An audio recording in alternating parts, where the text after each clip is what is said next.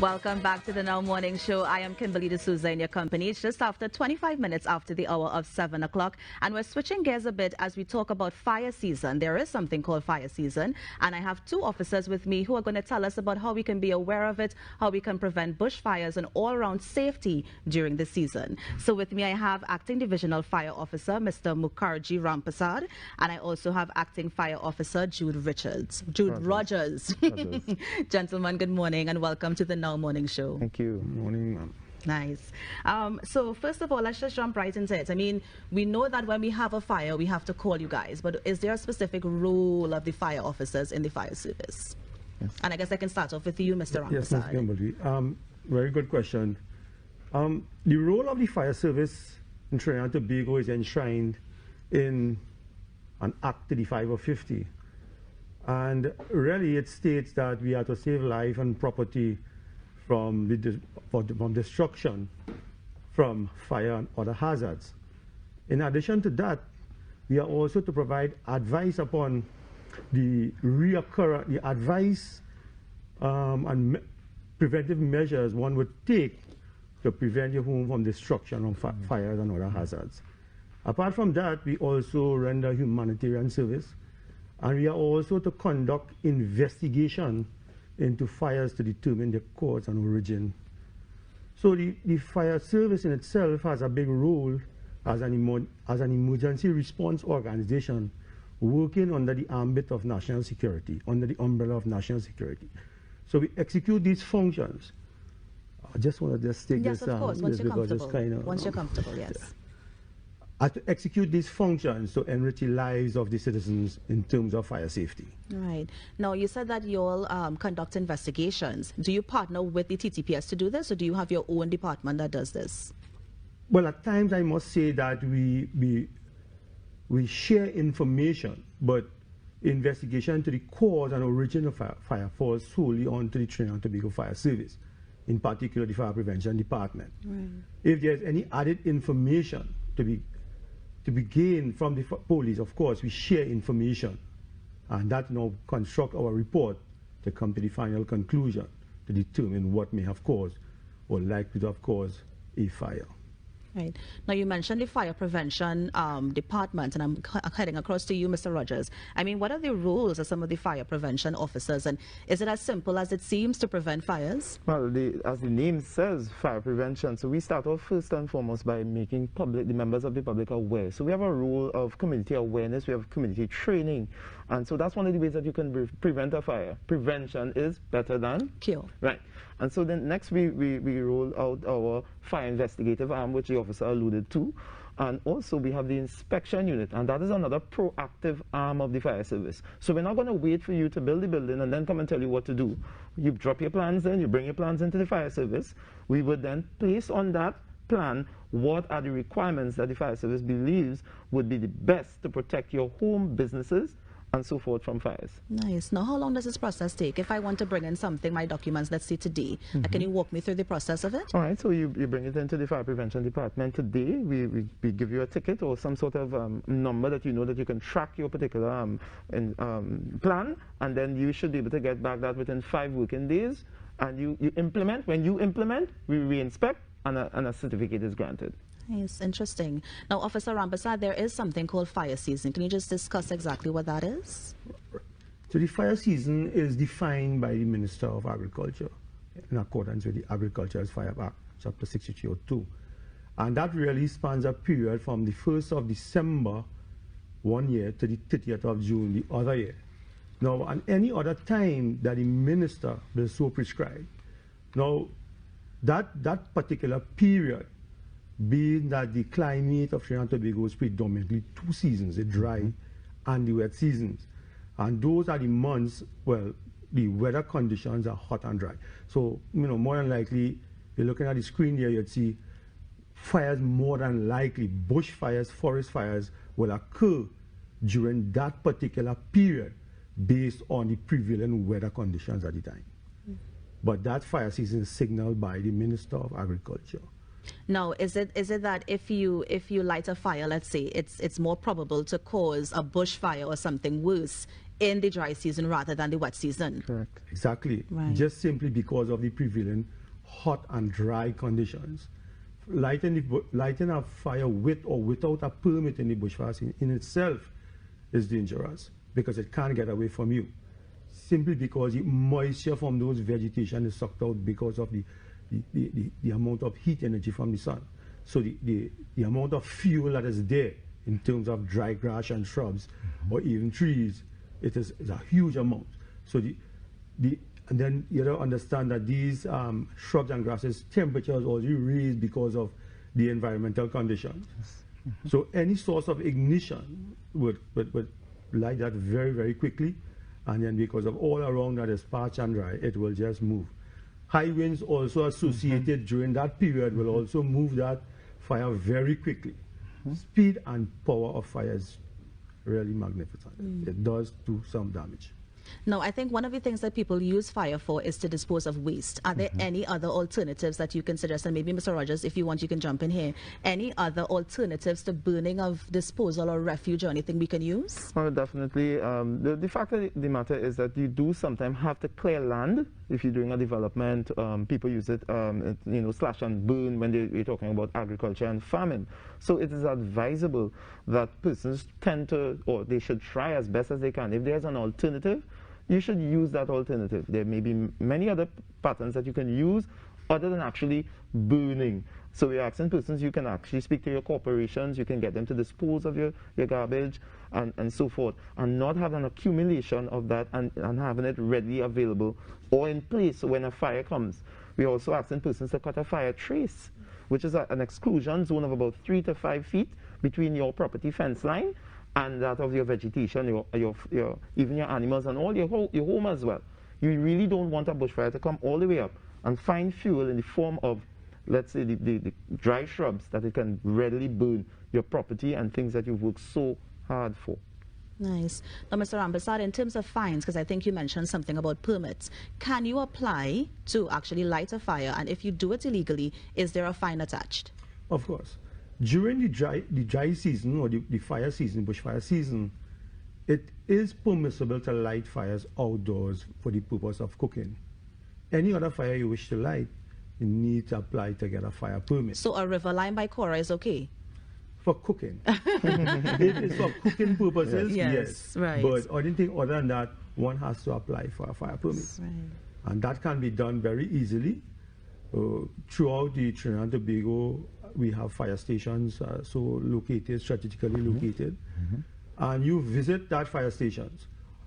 And during the bushfire season as well, we have employed what we call fire guardians. And they are there to assist us in that whole management of the bushfire season. That's right. So when you come as a client or you come as a member of the public and you state your claim, we will take the necessary information and then we will probably do a site visit and give you the necessary precautions or requirements depending on the size of the land or whatever that you want to burn. And then you have to adhere to that, which is recorded on that document. That's right. So And if you don't abide by all that? Well, you can be penalized. I can withdraw the permit. Right. The fire guardian, the county fire officer can withdraw the permit, and so but other than that, although we give all these conditionalities, it's not far-fetched to see that fire get out of control, because that's the very nature of it. So we try our best to kind of control the burning, and that is a sum of $10 you pay to the deposit to the district revenue office. We give you your fire permit, and you are now free to burn. Now, Officer Rampersad, I know you said that you can withdraw the permit, but like, for example, if I do it illegally, is there a term of imprisonment? Is there an out-of-pocket fine I have to pay? So if someone is caught, lighting a fire without a fire permit outdoors, not for the purpose of cooking, there is a fine in accordance with the Act. That fine has been increased recently to up to a value of $20,000. And if you are found guilty in the courts of law, then you also associate a 6 months imprisonment with it.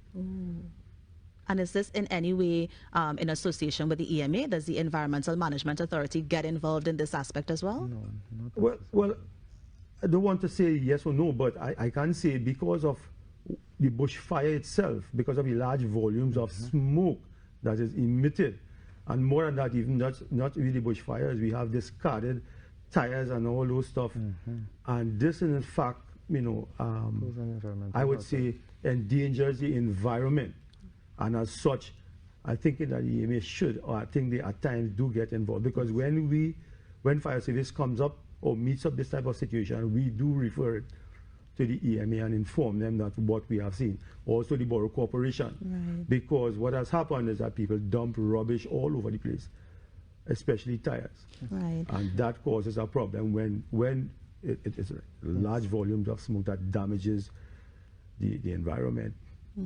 Now, Officer Rogers, unfortunately, these fires do occur. Yes. What can we tell to the public to help them prevent these fires? Right, so we're asking the members of the public to adhere to the law. You know that there is a bushfire season. It has a very impactful time on the environment, and we disturb natural habitats. Think about the animals, think about the little children, think about the older folks who are not able to move away from the effects of a bushfire. All right, not to mention the damage to property and also possibly life. So we're asking members, be mindful, be fire safe. Think about the environment, think about your, even when you're going down the highway, if you have a bushfire season, there are visibility issues that you're going to incur. Think about the possibility of an accident occurring as a result of a bushfire. Yeah. So we're asking members of the public to be mindful, and also discarding of waste. That's also contributing to it. Please don't discard waste, and if you're doing so, do it in a proper manner so that you can actually minimize the accumulation of garbage and indiscriminate burning as well. Right. Now, I want to switch gears a little bit. Of course, in this country, we love fireworks, right? Yes. And so, of course, there's a fireworks bill now, and you can only light it on certain days, etc. But is there any safety tips you can give for people who want to, light these fireworks, during holiday season? Oh, definitely. So fireworks, in the form of Class C fireworks, is what you will find you can purchase as a member of the public, and that is consumer-type fireworks. You see them being sold at the normal dealers, and you can actually, they are licensed by the court as well. But we're saying firework is something that you don't give to children, first and foremost. Fireworks should be managed in an open outdoor area where there are no aerial, let's say, trees or anything that can hit that. So you want a very clear open savanna, spaces like that we can actually get. You also want to not shoot fireworks directly at another person. It's not a game. This is a serious thing, and people have lost fingers, their eyes, so forth. So we want you to be mindful. There are instructions on each firework as to how that firework should be discharged. We're saying follow the labeled instructions. All right? Treat the firework as though it's something that can actually cause harm or damage to your body parts.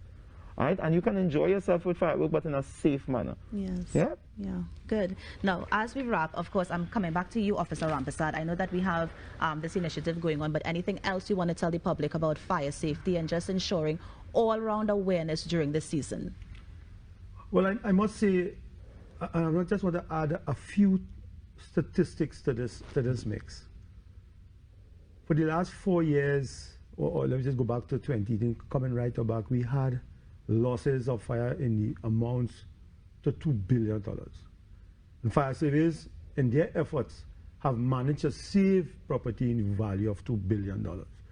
So in a sense, fire service in itself is satisfying its function, its role in help preventing fires and destruction of property. What we have seen thus far for the year 2022 is an increase in the number of bushfires. For the month of January, we have already recorded 93 bushfires, as opposed to 2021, where we only recorded 63 for that particular month. In addition to which, what is somewhat startling for us now is the amount of deaths as a result of fires.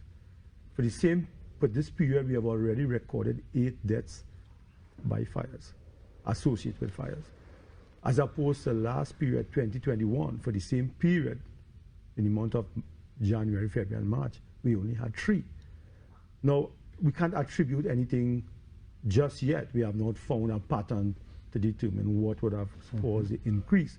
So what my last closing statement should be is to ask the public to partner with us, to engage us, engage your nearest fire station. Inculcate within their psyche a culture of fire safety. Seems to be, the unwanted or the discarded smoking material in form of a cigarette butt can cause a lot of destruction. Leaving food cooking and you get distracted for some reason and leave it on there, leaving children unattended. Electricity. All these your electrical wirings in your house need to be inspected every 5 years. All these simple little tips could go a long way in saving a lot of grief. I also implore citizens to install basic fire detection systems, a simple smoke alarm. And just one extinguisher, multi-purpose 9-kilogram extinguisher, will go a long way in saving a whole lot of property and maybe lives and injury. So we are imploring the community at large, your partner, you need advice, visit the nearest fire station. Visit the fire prevention department. All fire officers are fire prevention officers. And we are here to serve the public, to enrich their lives, to make their lives better in terms of inculcating that psyche of our safety within the country. Officer Rampasa, let me just thank you so much. We are out of time. I'm going to give you 2 seconds, Officer Rogers, just to show your T-shirt, and then we're going to wrap. So we have the fire prevention message here. Plan, prepare, and practice your escape. And I actually brought this for you, Kimberly. So let me just show it up again. Plan, prepare, and practice your escape, because we don't want anybody to die as a result of being trapped in your home. Thank you so much. So we are presenting this to you. Thank you so much, Officer Rogers. Thank you so much, Officer Rogers. Thank you so much, Officer Rampasad, for joining us on the Now Morning Show.